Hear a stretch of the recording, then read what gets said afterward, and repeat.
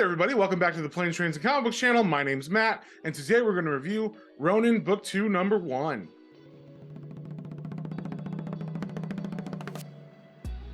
But before we get into that, if you guys wouldn't mind liking, sharing, subscribing, commenting, it really helps me out and lets me know what you guys want to see more of. So, with that being said, let's get straight into it. All right, we got the cover here for Ronin Book 2, Number 1. It is a Frank Miller Presents comic, and it is by Miller, Tan, and Henriquez. And we start off with one of the main characters from the first Ronin book, and her name is Casey. And we're not sure exactly what's going on, but something is talking to her, and she seems to be in some kind of dream state. Then we find out that she's actually being held by the AI program named Virgo, and it's kind of keeping her in a Matrix-like state where she's hooked to all these wires and stuff in reality, but in her mind, she's just in a kind of dream simulation. Then we cut to her, and she has escaped. We don't know how, they don't tell us. And not only has she escaped, but she has a baby with her. And they don't really explain it, but I believe that this baby is supposed to be the child of the Ronin from the first Ronin book, and he has the same name as that Ronin, Billy, so it's either a reincarnation of him or his child. And they are on the run from Virgo, who has taken over the entire area. And we can see that Virgo has all these tentacles that are killing people as she's running through the landscape. Eventually they get to an alley where she skulks around, trying to not get caught by Virgo.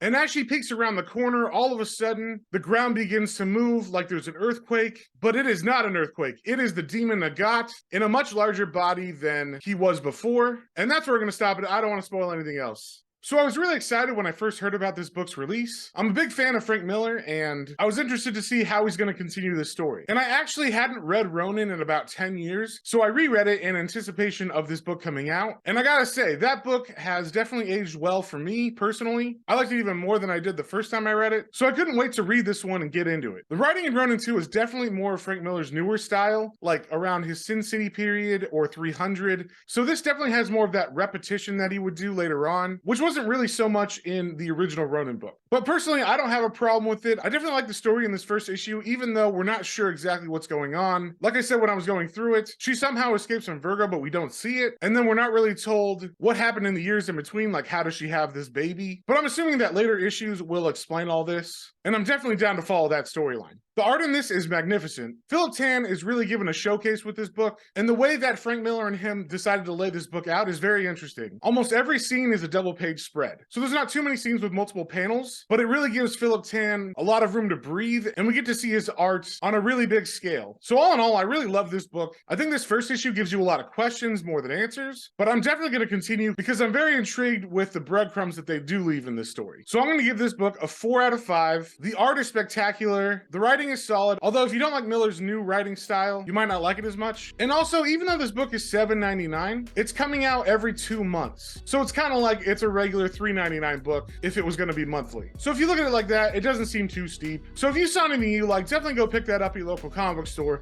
and we will see y'all in the next one.